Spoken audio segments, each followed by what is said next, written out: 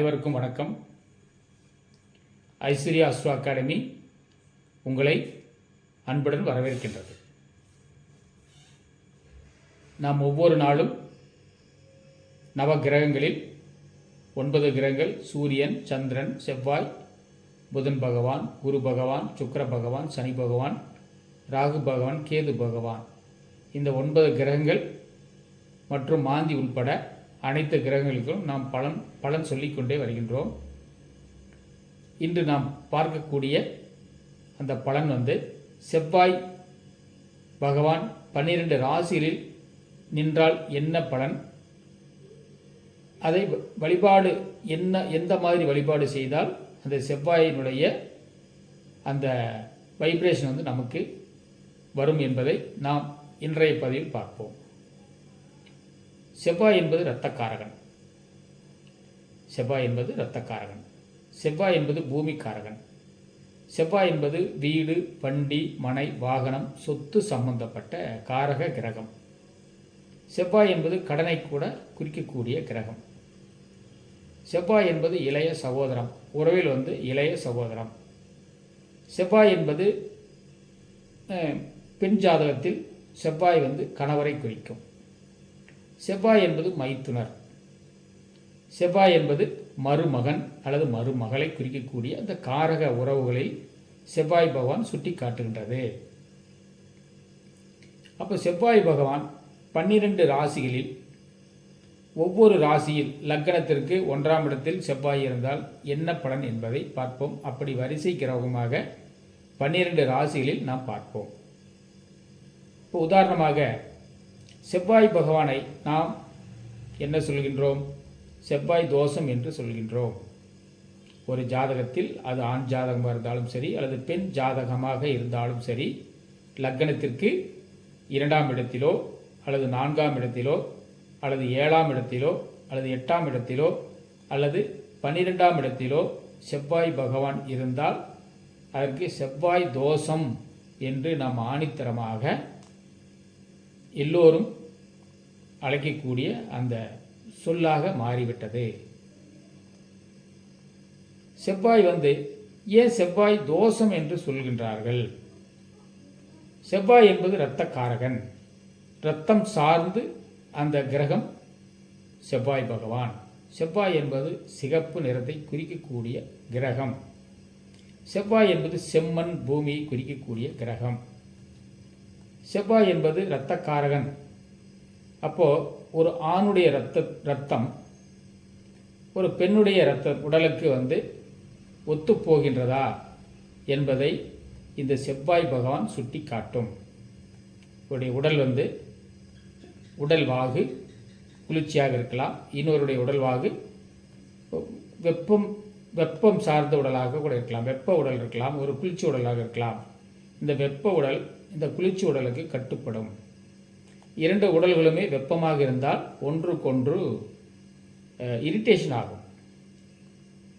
ஏன்னா அவர்களுக்குள் ஒரு ஆணும் பெண்ணும் வெப்ப உடலாக இருந்தால் சில அதாவது மனசுக்கு பிடிக்காத மாதிரி ஒரு அவரை பார்த்தால் ஒரு தோரணை, அவரை பார்த்தால் ஒரு அலர்ஜி, ஒரு பெண்ணை பார்த்தால் ஒரு ஆணை பார்த்தால் ஒரு விருப்பமின்மை குறிக்கும்.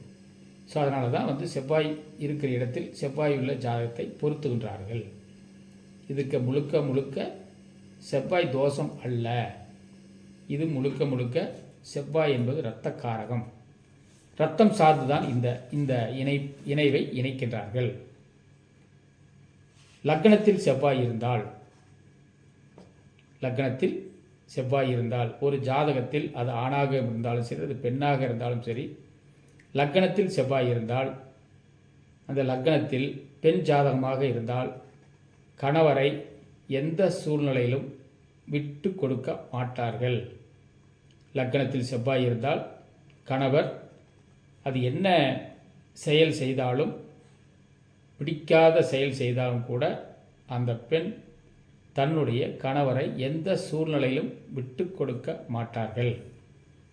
ஒரு ஆண் ஜாதகமாக இருந்தால் செவ்வாய் என்பது சகோதரக்காரகர்.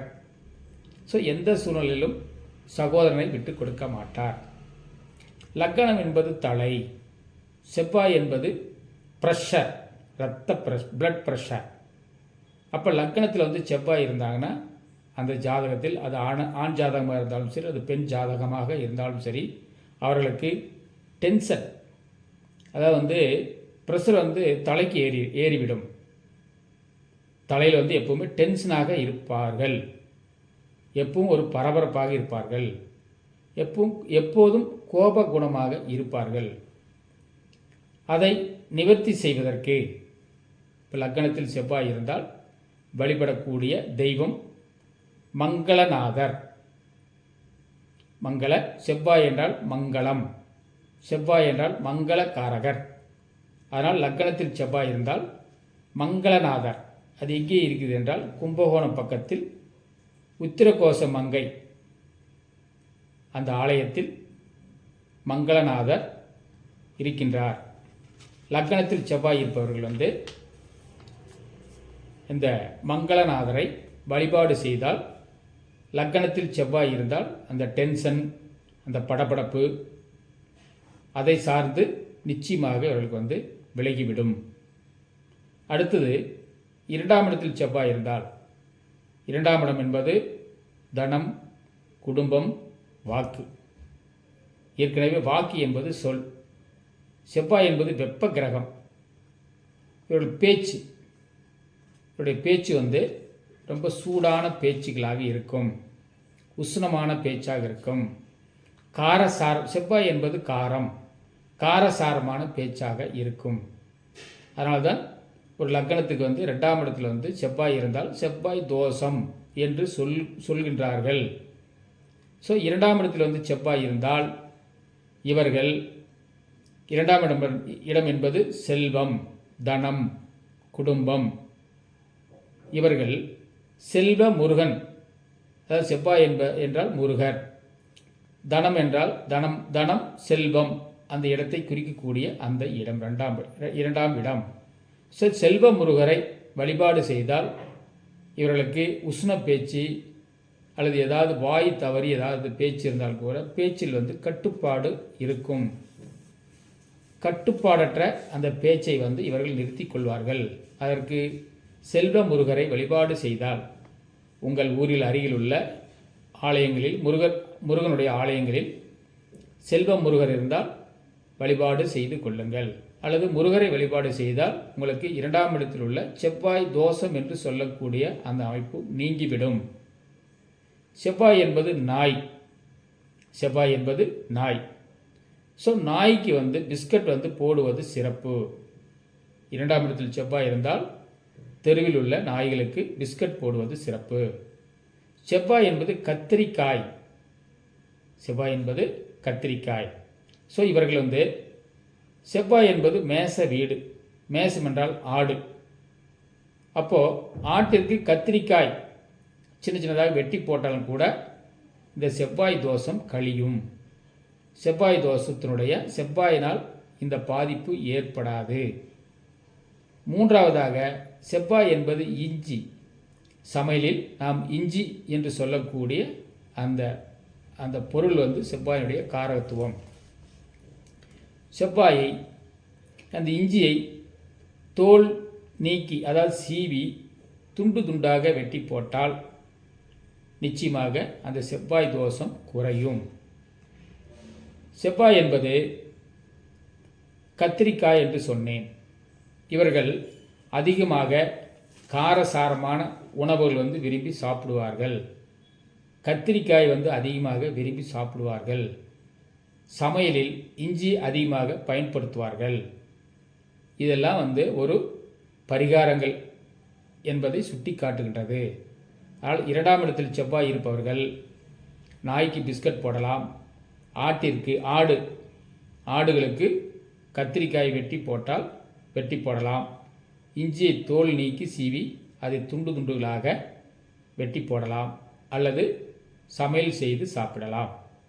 இதனுடைய 2ஆம் இடத்தினுடைய செவ்வாய் தோஷம் இது வந்து கழியும். மூன்றாவதாக லக்கணத்துக்கு 3ஆம் இடத்தில் செவ்வாய் இருந்தால், 3ஆம் இடம் என்பது தைரியம், வீரியம், விஜயம், வெற்றி ஸ்தானம். ஸோ செவ்வாய் என்பது நல்ல தைரியத்தை குறிக்கக்கூடிய அந்த இடம். ஸோ தைரியம் என்பது அது மட்டும் இல்லாமல் 3ஆம் இடம் என்பது முயற்சி, 3 என்பது நடைபாதை, 3 என்பது ஆயுதம், 3 என்பது பங்கு பாக பிரிவினை. ஸோ 3ஆம் இடத்தில் செவ்வாய் இருந்தால் சென்னையில் உள்ள சிறுவாபுரி முருகரை வழிபாடு செய்தால் நிச்சயமாக அந்த பாக பிரிவினை, எல்லை பிரச்சனை, நிலம் சார்ந்த எந்த பிரச்சனை இருந்தாலும் அந்த சிறுவாபுரி முருகர் உங்களை தற்காத்து கொள்வார். சீர்காழி அடுத்தது சீர்காழி அருகிலுள்ள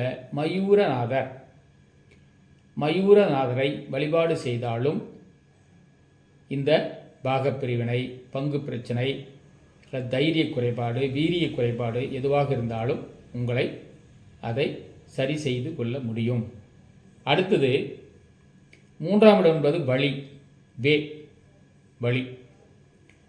அப்போது வழிவிடும் முருகர் கோவில் ஒன்று உள்ளது, திருமங்கலம். அதாவது குற்றாலம்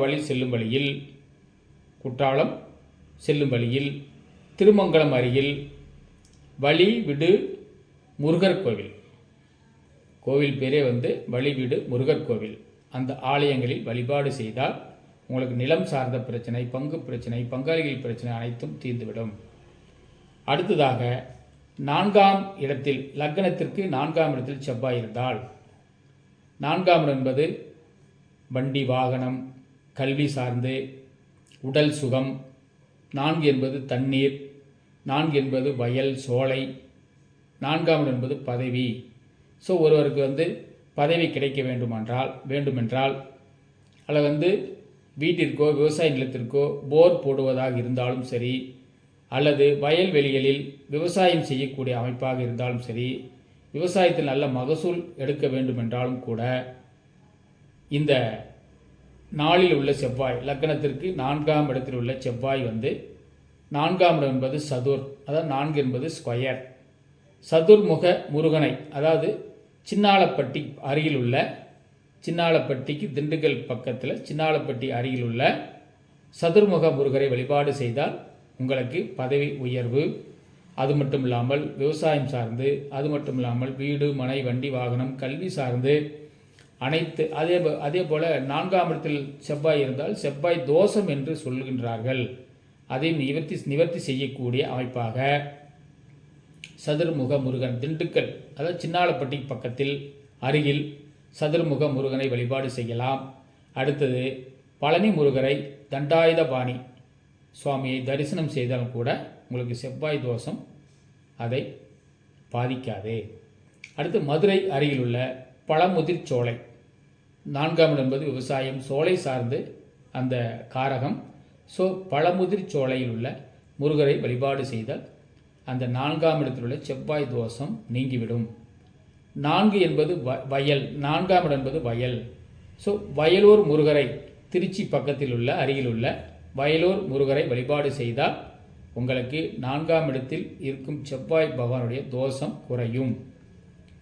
அடுத்ததாக